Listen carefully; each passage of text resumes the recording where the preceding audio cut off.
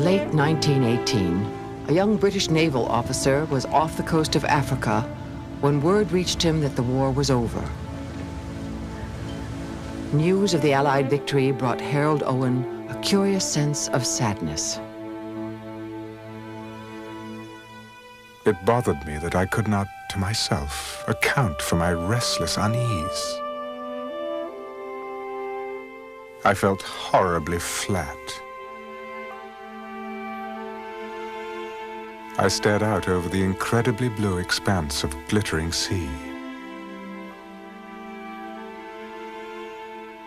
And perhaps something in the limitless stretch of water and sky affected me. I realized, a surge of happiness, that the war had not broken my own family. My brother Wilfred must be all right now. He was safe, and so was I. But soon after, as Owen walked to his cabin, he had a premonition about his brother, who had been fighting in France.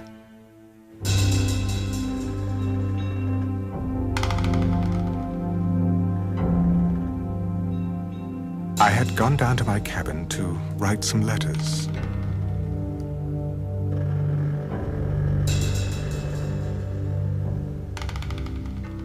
I drew aside the door curtain and stepped inside. I felt shock run through me with appalling force. To my amazement, I saw Wilfred sitting in bed. I spoke quietly. "Wilfred, how did you get here?" He did not rise, and I saw he was immobile, but his eyes were alive with the familiar look of trying to make me understand.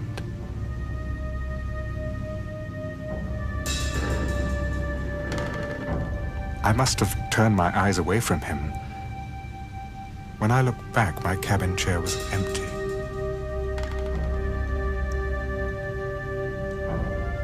I felt an overpowering sense of absolute loss. I knew with certainty that Wilfred was dead. Why did he have to die?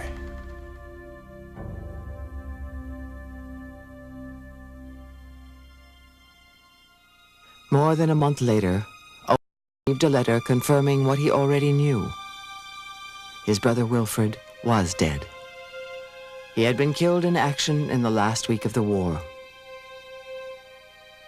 Harold would be haunted by the question, why, from that day on. The search for an answer would cast a shadow over his life and the lives of an entire generation of survivors. For them, the Great War would be a war without end.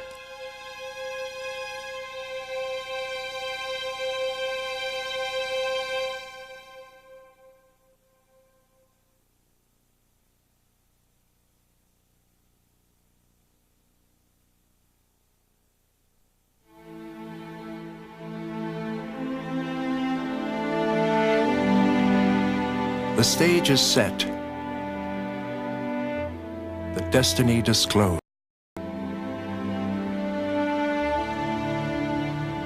It has come about by no plan of our conceiving, but by the hand of God who led us into this way.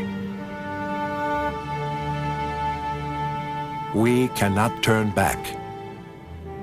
The light streams upon the path ahead and nowhere else. Woodrow Wilson had an answer to the question of why so many had died. For him, the Great War was the war to end all wars. His vision of global democracy had met with thunderous applause when he arrived at the Paris Peace Conference at the end of the war. But by the time he left Europe in 1919, most of the cheering crowds were gone. His dreams, too, had been whittled down to their barest essential. A League of Nations to ensure world peace. The League, Wilson declared, was the only way to justify the carnage of the war.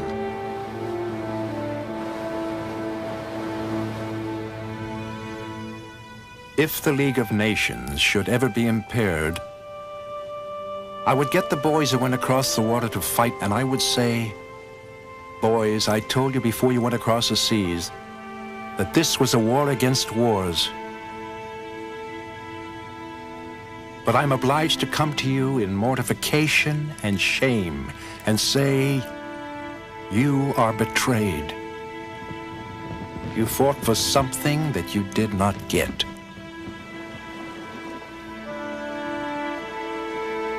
Wilson had decided to risk his political life on the League of Nations. But he lacked enough votes in Congress to pass the treaty. Rather than compromise with his political opponents, he told his wife Edith he would bypass Congress and make an appeal directly to the American public. Towards the end of August, he said that as a last resort, he must go to the country to explain to the people what failure to ratify would mean. This proposed trip was stoutly opposed by Dr. Grayson, his physician, who did not think the president could draw further on his strength without risking disaster.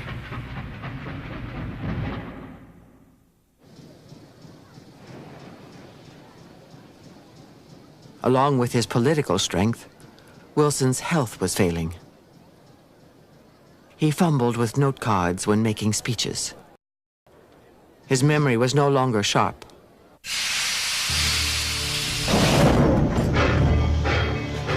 And now he faced a grueling coast-to-coast train tour. But his life mattered little, he told his wife, compared to the treaty. To my dying day, I shall esteem it the crowning privilege of my life to have been permitted to put my name to a document like this. I want to say that this is an unparalleled achievement of thoughtful civilization. The heart of humanity beats in this document. It is a liberation of the peoples and of the human forces of the world.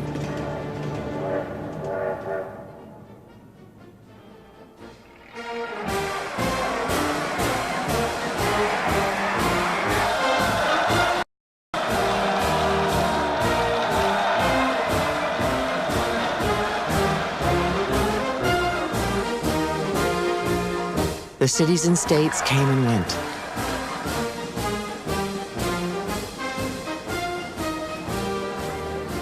Wilson began to have headaches so severe that he could barely speak.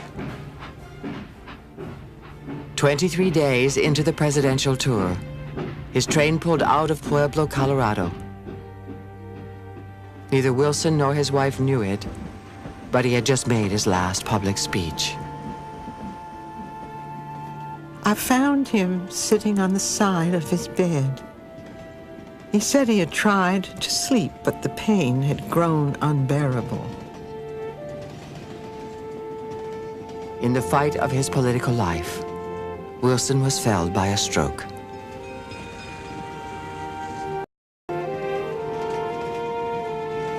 Nothing the doctor could do gave relief.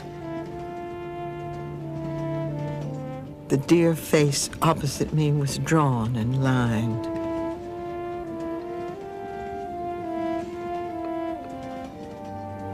As I sat there watching the dawn break slowly, I felt that life would never be the same. We left for Washington. That night was the longest and most heartbreaking of my life.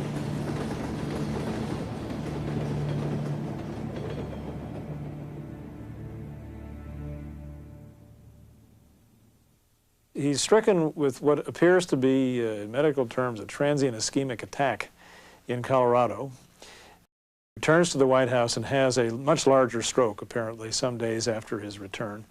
Leaves him partially paralyzed, thick of speech, unable to appear in public for many, many months. And it's in that condition that he has to somehow or other muster his troops for the final battle in the Senate on behalf of the treaty. The White House was reorganized as a hospital. Months passed before Wilson was well enough to carry out his duties.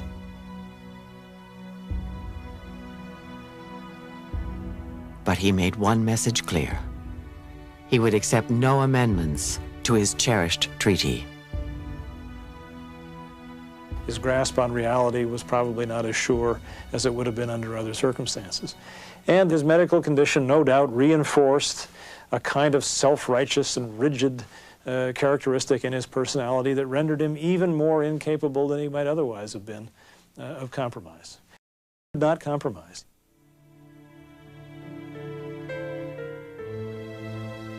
The treaty was voted down.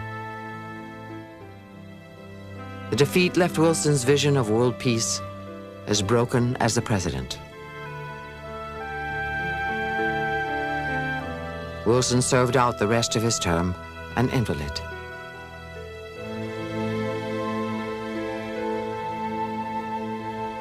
He died in 1924, as much a casualty of the war as any soldier who fell on the battlefield.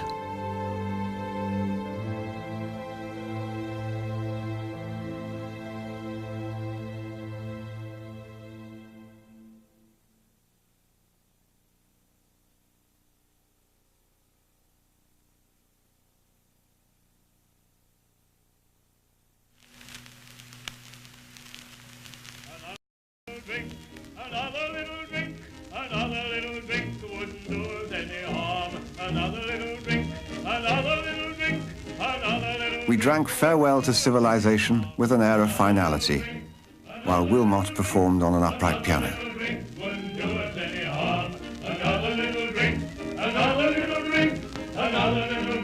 We all became confidential and almost emotional.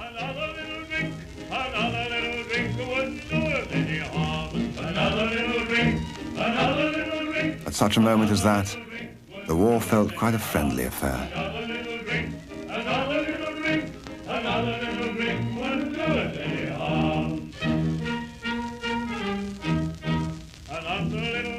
As horrible as the war was, it was an experience that many people found positive, productive, and worthwhile.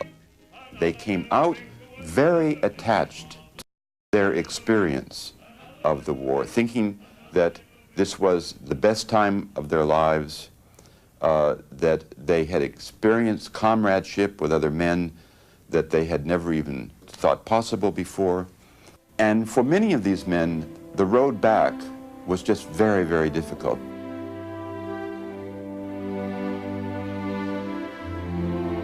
The road back was especially difficult for the British poet Siegfried Sassoon.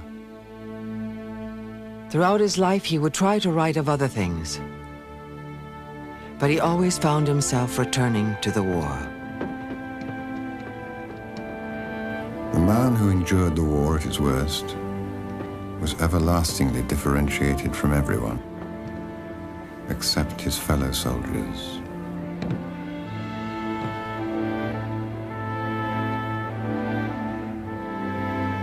Many rarely knew what they had seen.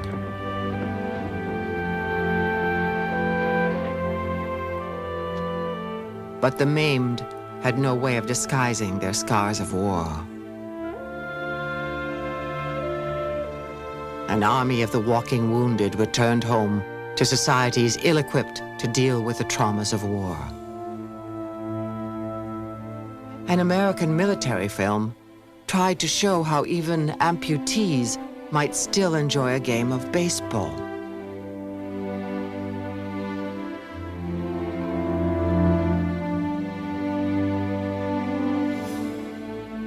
Does it matter, losing your legs? For people will always be kind. And you need not show that you mind when the others come in after hunting to gobble their muffin and eggs. Does it matter, losing your sight? There's such splendid work for the blind. And the people will always be kind as you sit on the terrace remembering and turning your face to the light. Do they matter, those dreams from the pit? You can drink and forget and be glad. And people won't say that you're mad, for they'll know that you fought for your country, and no one will worry a bit.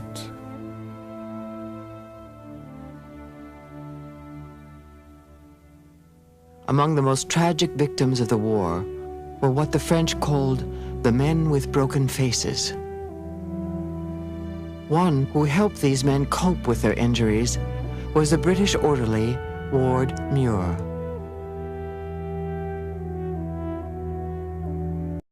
Hideous is the only word for these smashed faces.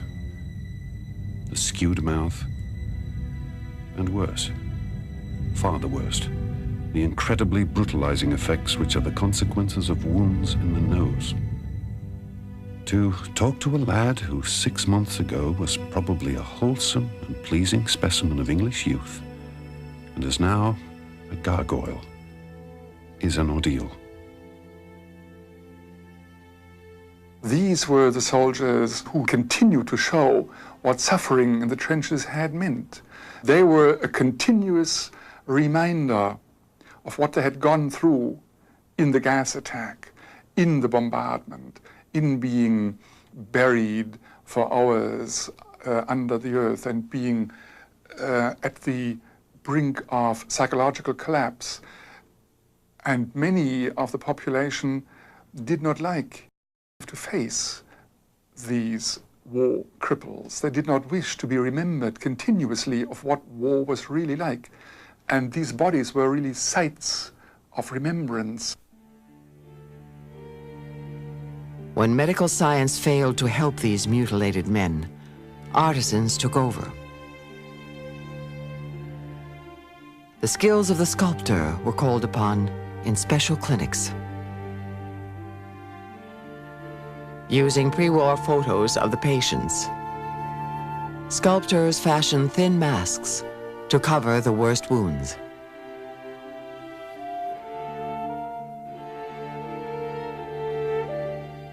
It is difficult to convey a fair impression of the extraordinary sort of precision with which these membrane-like but strong metal masks adhere to the face and cover the grisly gap beneath them.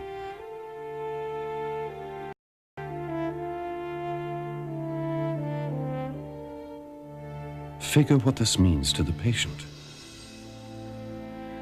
Instead of being a gargoyle ashamed to show himself on the streets, he is almost a normal human being and can go anywhere unafraid. Self-respect returns to him, his depression departs. Concealing war wounds was one way of coping with a war that refused to go away. Bringing attention to them was another.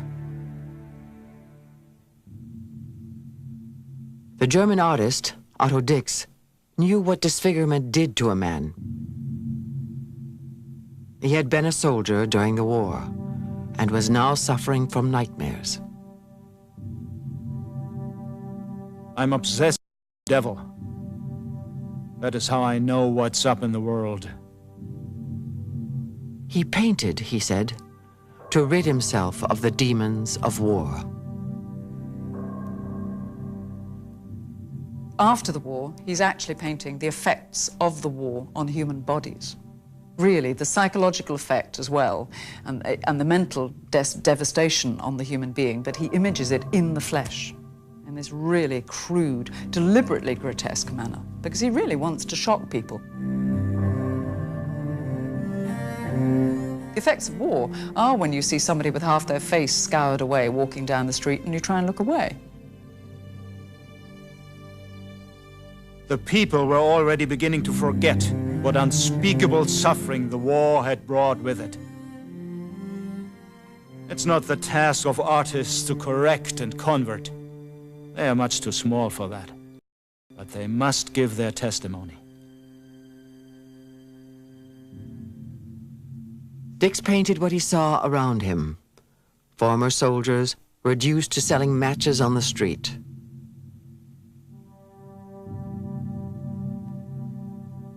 Disfigured amputees with horrid head and facial wounds.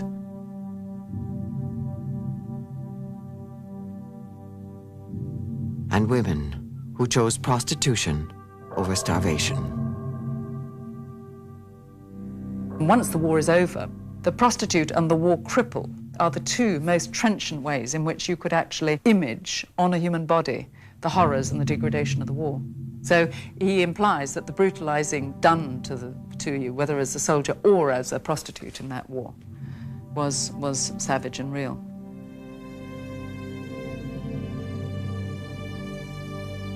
Dix's paintings also document growing feelings of anti-Semitism. In this painting, a German amputee rolls over a pamphlet announcing Juden raus, Jews out. It was another disfigurement plaguing Germany after the war.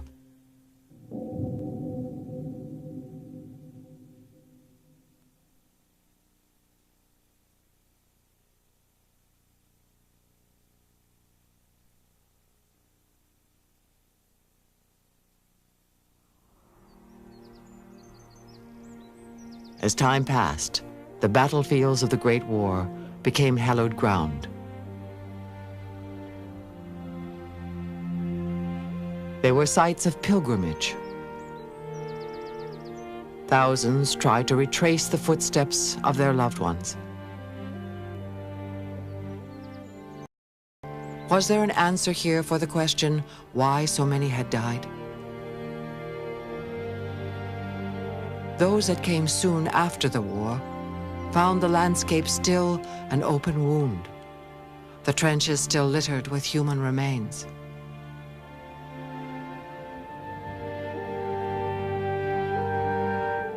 One who wandered across these fields of desolation in 1920 was the British journalist Stephen Graham. The stagnancy has not dried up, but festers still in the black rot below the rushes.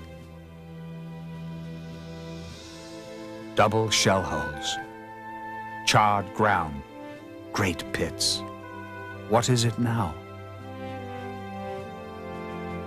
The abode of rats, lizards, weasels, unexploded stick bombs, rusty grog bottles. Helmets lie there still in plenty. There are broken rifles. There are graves. Death and the ruins completely outweigh the living.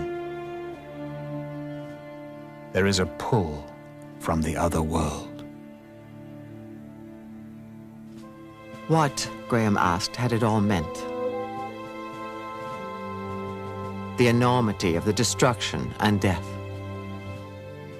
Like a modern Hamlet, he found the answers elusive.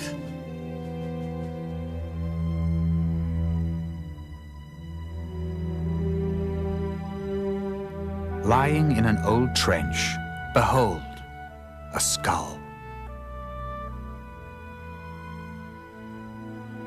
It is clean and a soldier's head. There is a frayed hole in an otherwise perfect cranium. The simplest way to pick it up would be to put a finger in the eye hole and lift it. Friend or foe. The more you look at the skull, the more angry does it seem. It has an intense, eternal grievance. This one does not grin, for the mouth has been destroyed. It is just blind and senseless, forever and ever.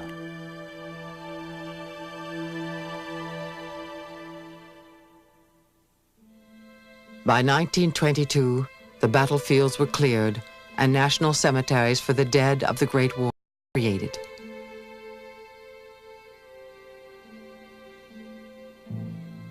But the pull from the other world still held millions of survivors in its grip.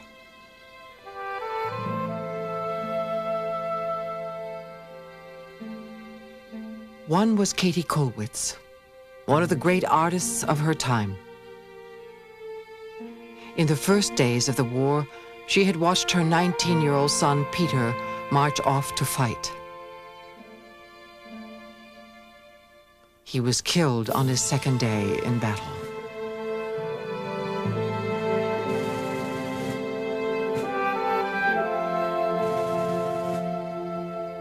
I knew it all even then.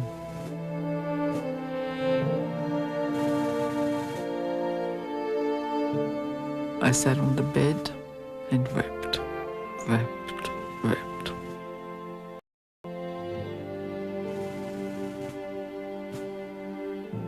Where do all these women find the courage to send their dear ones to the front to face the guns, when they have watched over them all their lives with loving care?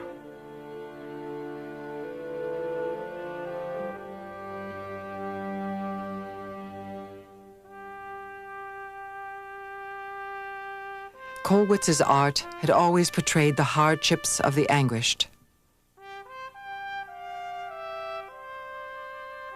With the death of her son, she joined them.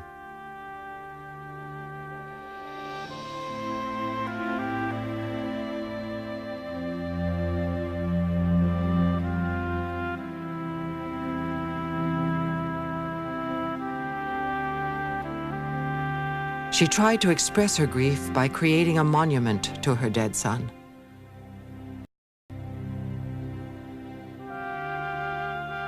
But her guilt made the task so painful that she put it aside, for years at a time.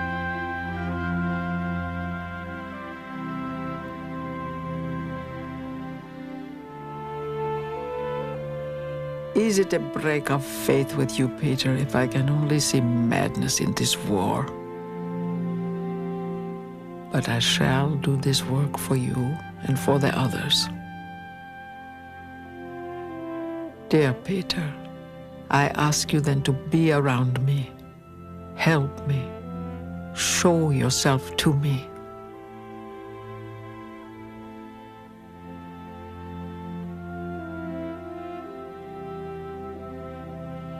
The real impetus comes when she visits the graveyard in Belgium, where her son's remains were placed in 1926. And she decides the only thing she can do for this sea of crosses is two figures of her husband and herself. And she chooses this mourning, grieving father and the grieving mother, who she places in the center of this graveyard so that they encompass, they grieve for every young man who lay in that field.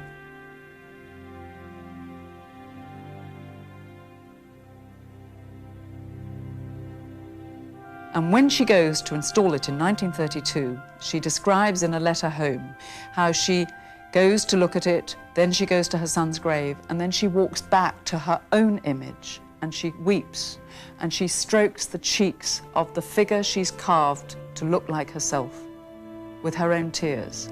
And it seems to me that that reconciliation, that redemption is what that statue's about. My husband stood close behind me. I heard him whisper, yes. How close we were to one another then.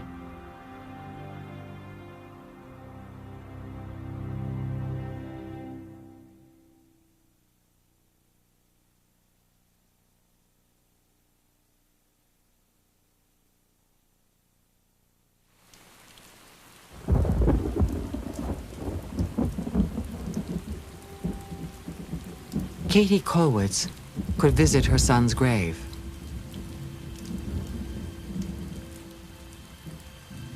But what of the millions less fortunate? Those who could not afford to make the journey? Or those whose sons had vanished without a trace?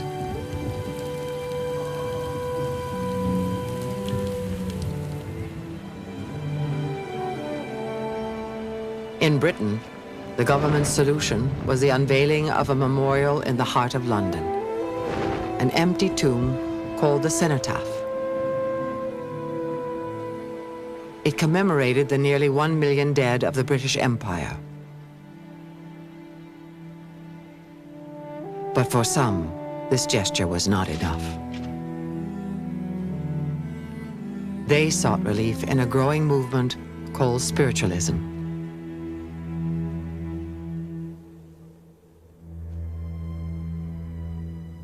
In the presence of an agonized world, hearing every day of the deaths of the flower of our race and the first promise of their unfulfilled youth, seeing around one the wives and mothers who had no clear conception where their loved ones had gone, I seemed suddenly to see that it was really something tremendous, a breaking down of the walls between two worlds, a direct, undeniable message from beyond, a call of hope and of guidance to the human race at the time of its deepest affliction. Arthur Conan Doyle, the creator of Sherlock Holmes, was one of the leaders of spiritualism. He had lost several loved ones in the war, including his son, Kingsley.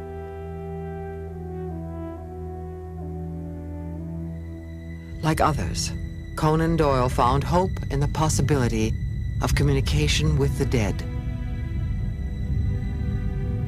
Conan Doyle believed that the third image floating above his head was that of his son.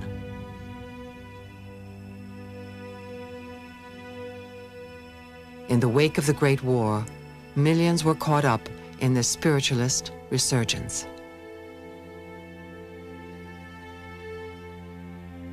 Spiritualism gave people a chance to have a ritual interment of members of their family whose graves were not known or who had literally been blown to pieces. Maybe half of the men who were killed in the First World War had no known graves. The families had no place to go through the rituals of separation. A seance was one of them.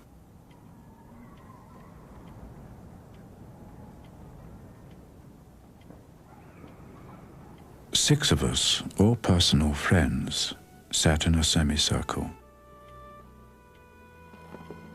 My wife being left.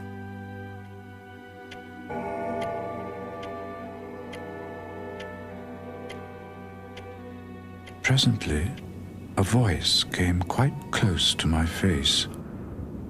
Both my wife and I cried out that it was our boy. He began to talk. He tried to console me for his death. I asked, "Are you happy?" He answered, "I am happy now." He put his strong, heavy hand on my head and pressed as solidly as possible.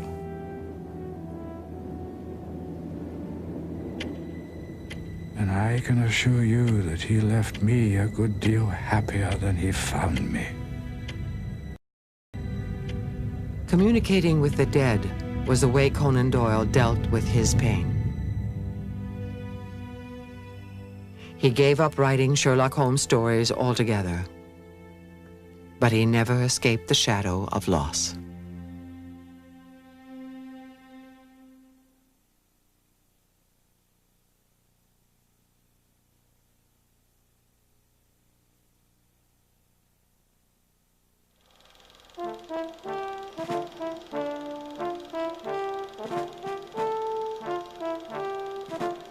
Spiritualism was one way of coping with the war. The new medium of motion pictures was another. And in its own way, the cinema was also able to raise the dead. Most portrayals of the war were pure spectacle, but powerful statements also made. One of the first was a French film, J'accuse, I accuse. The director was Abel Gance. Because of bad health, he was turned down for military service, while many of his friends died on the battlefield. He decided to express his anger by making a film even as the war was still being fought. Remarkably, Gance had the help of the French army. What he did to get French army cooperation was to make it appear to be a justification of war, extremely patriotic, in fact chauvinistic, so that he had tremendous war backing. And then one day he was doing the opening titles with thousands of French soldiers forming the title J'accuse, and a French general said, by the way, what are you accusing? He said, I'm accusing the war, I'm accusing man, I'm accusing universal stupidity. The film's hero, like Gance himself, was horrified by the war. While standing in a cemetery, he witnesses the dead rise from their graves. Not to comfort the living, but to pass judgment on them.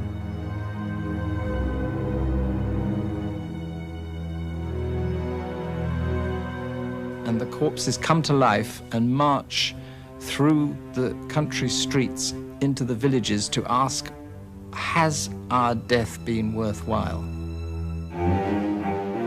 And the hero runs terrified ahead of them, warning the inhabitants, grabbing them and saying, for God's sake, what have you been doing since your husband died? You know, how many men have you been living with? You're going to your husband any minute. And it was so powerful that in some places, certainly in England, women fainted and had to be taken out of the cinema. These ghosts were not actors. They were actual soldiers on furlough. Gance called his cast the dead on leave. After filming the movie, many of these men died in battle. These haunting images are the last visual memories of them.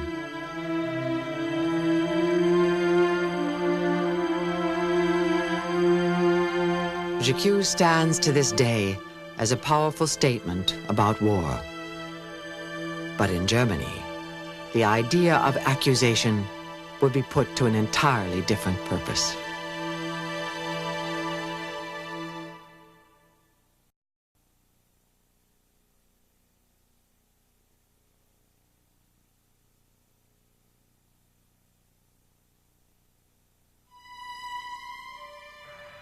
The march home from the war was a lingering, bitter memory for German soldiers.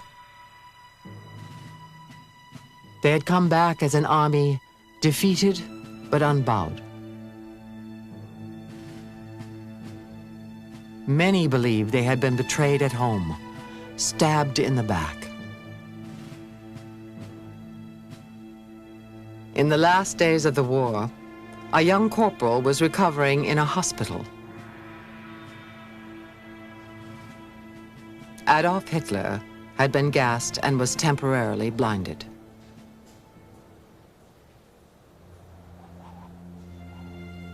It was then that a local pastor broke the news of the armistice.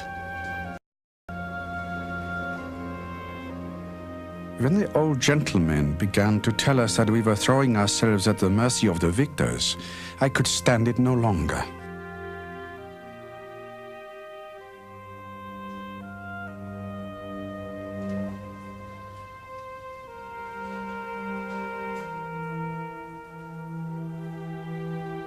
I tottered and groped my way back to the dormitory, threw myself on my bunk and dug my burning head into my blanket and pillow. And so it had all been in vain. In vain, all the sacrifices and privations. In vain, the hunger and thirst of months which were often endless. In vain, the deaths of 2 million who died. Was this the meaning of the sacrifice which the German mother made to the fatherland when with sore heart she let her best-loved boys march off, never to see them again? Hatred grew in me.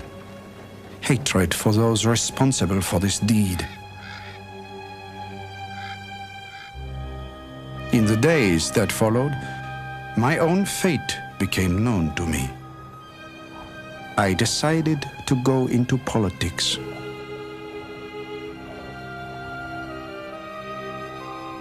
The last days of the war were the first days of Adolf Hitler's crusade.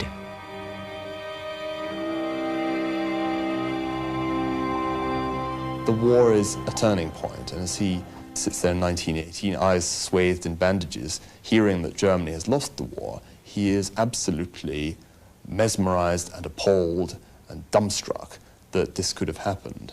The political career thereafter is in some ways, it begins almost immediately, an attempt to find those responsible, the November criminals, for the stab in the back.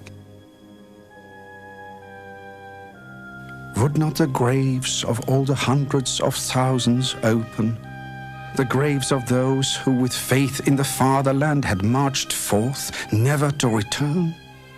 Would they not open and send the silent mud and blood-covered heroes back as spirits of vengeance to the homeland which had cheated them with such mockery? It's absolutely impossible to understand Hitler without the First World War. He was a creature of the war. He embodies so many characteristics of the generation of 1914. He was driven by the same sort of nostalgia for the experience of the trenches, for the comradeship of the trenches. Hitler reveled in the memory of the Great War. His first political allies were fellow veterans. Among them, the former commander of Germany's army, Erich Ludendorff. What these old soldiers shared was the conviction that it was not the army that had lost the war, but Germans at home. Hitler provided the scapegoat. Jewish radicals who had sparked revolution during and after the war.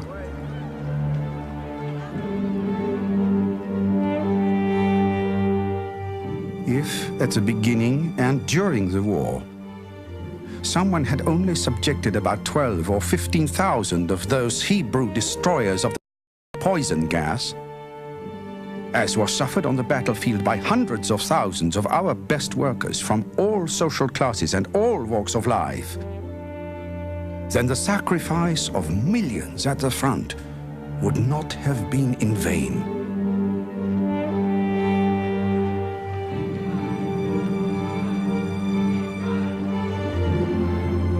Hitler came to power in 1933.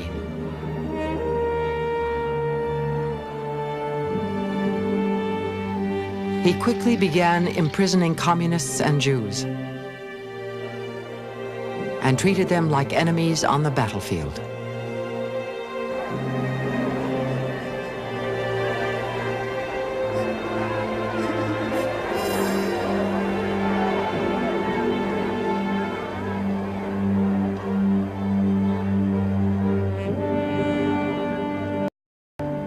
Hitler could not have done what he did without the First World War. It isn't the Second World War that created images of piles of bodies being shoveled into trenches. It's the First World War. So as it were, what was thinkable, what was imaginable about human brutality changed between 1914 and 1918. And without that shifting of perspective, in my view, the worst events of the Second World War would not have been possible. The clear red blood of Germany had to flow, declared one Nazi, until the country was purified.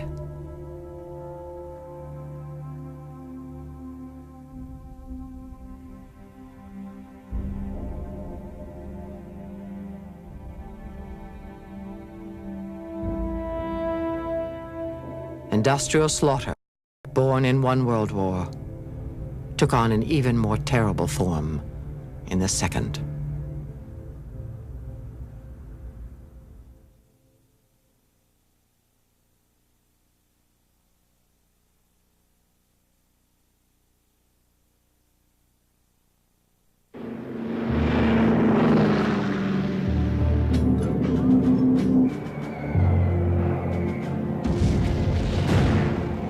In the midst of the Second World War, as the Allies bombed Berlin, the artist Katie Kollwitz fled the city. It is incomprehensible to me what degrees of endurance people can manifest. In days to come, people will hardly understand this age. If the First World War began blurring the distinction between military and civilian targets, the Second World War erased it. For both sides, the bombing of cities became commonplace. What a difference between now and 1914. People have been transformed so that they have this capacity for endurance. Worst of all is that every war already carries within the war that will answer it. Every war is answered by a new war until everything is smashed.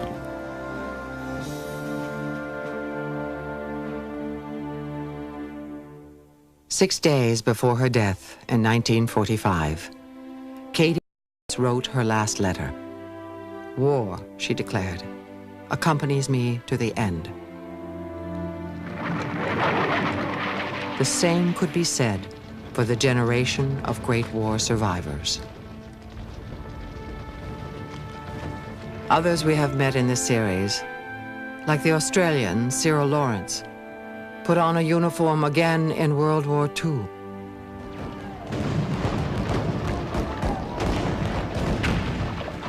So did the Frenchman Henri Desaignons. The survivor of Verdun lived to see the liberation of France. Otto Dix was drafted into the German Civil Guard.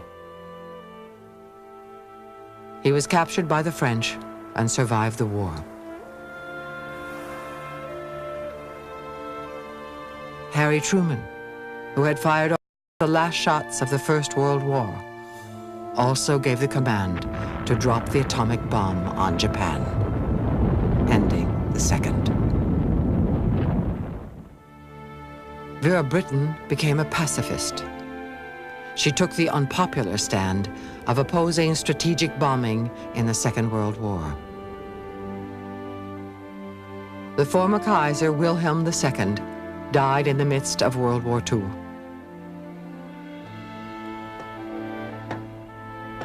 He spent the last days of his life chopping wood with his one good arm.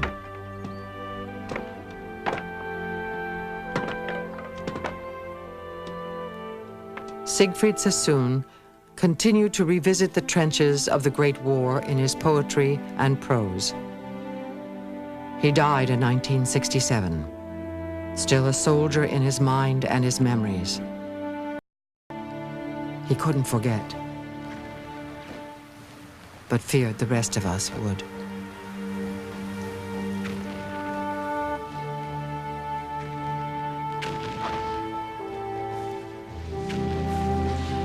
Have you forgotten yet?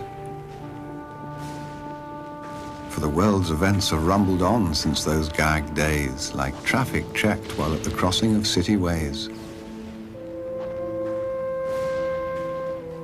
But the past is just the same, and war's a bloody game. Have you forgotten yet? Look down and swear by the slain of the war that you'll never forget.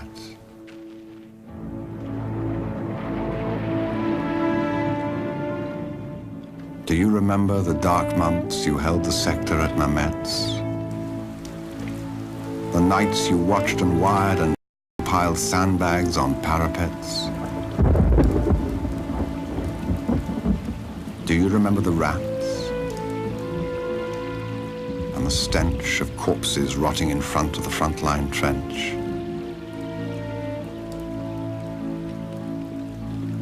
And dawn coming, dirty white, and chill with a hopeless rain?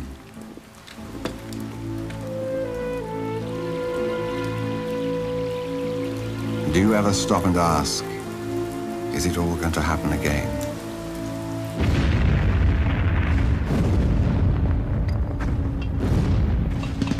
Do you remember that hour of din before the attack?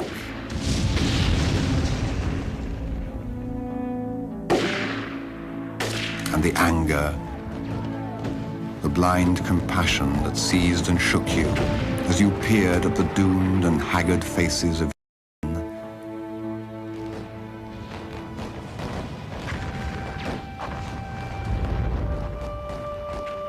Do you remember the stretcher cases lurching back, with dying eyes and lolling heads?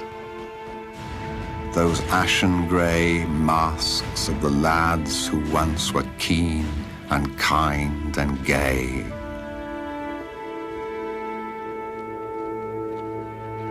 Have you forgotten yet?